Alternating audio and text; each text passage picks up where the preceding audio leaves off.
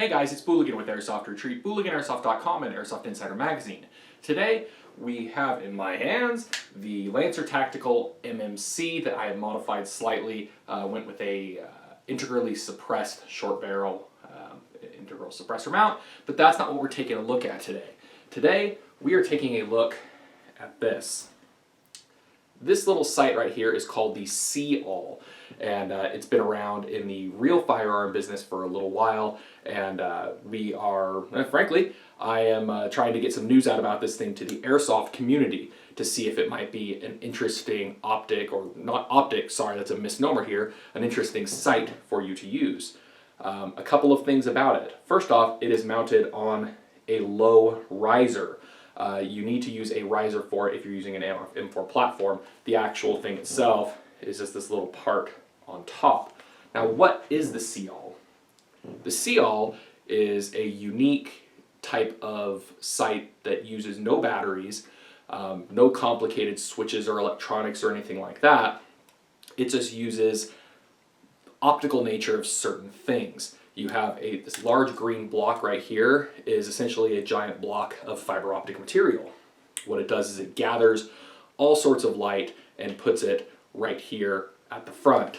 You have a polycarbonate lens here at the back that focuses this light and focuses the image that is printed onto this block and allows you to aim. And we will pull this off and take a little closer look in just a minute, but what this gives you, and let's see if we can give you a little bit of a sight picture here, is a triangle.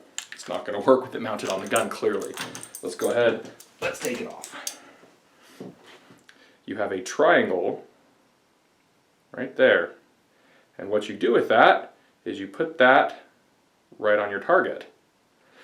Now, it doesn't require any batteries. It does require overhead light.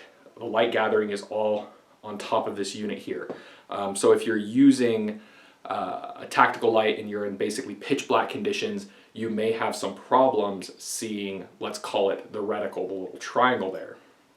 However, the general rule of thumb is if you can see your target, you can see the reticle. In my testing, I found that to be just a little bit lacking.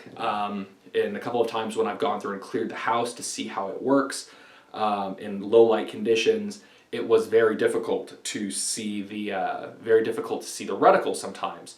And it is something that you need to be aware of, that for it to work at its best, you really need overhead light. You don't need a ton of light, just some light. So let's take a little bit closer look at this thing. It is adjustable for windage and for elevation. The whole body of it is constructed out of one piece of aluminum. This block right here gathers that light, and this lens right here is made of a strong polycarbonate material and is attached using these two screws. This is really hard for me to get up here close. This isn't my normal vantage point. It slides onto a rail and is secured using these two screws, and it comes with all of the various wrenches that you need to mount and adjust this thing. You cannot cant it onto a rail. You have to be able to slide it on either from the front or from the back. It is very low profile, and if you're using it on something like an M4 platform, you are going to need a riser. This is a low riser. I bought it off of Amazon, and I'm not 100% thrilled with it because this little pin here keeps working its way out. When you adjust it, it tends to do that, but that's not, and just like that, the thing fell out. This is not a See-All product. This is an Amazon product, so I suppose buyer beware depending on the riser that you get. But just know, depending on the gun that you are using, you are most likely going to need to use a riser of some sort. So let's get this thing put back together and let's go out to the range and see how it actually works and see how it shoots. Okay, we are out in my backyard. Let's go ahead and take a look at the sight picture out here on the range and see how it shoots. This is going to be exceptionally tricky, but here goes nothing. So you can see how that reticle comes down, and the goal is to line it up along the bottom there. This is going to be impossible to do, but just to kind of give you an idea what happens when you come in and out of frame. Just line that triangle with your target and shoot. Let's actually mount this camera up and do some real shooting.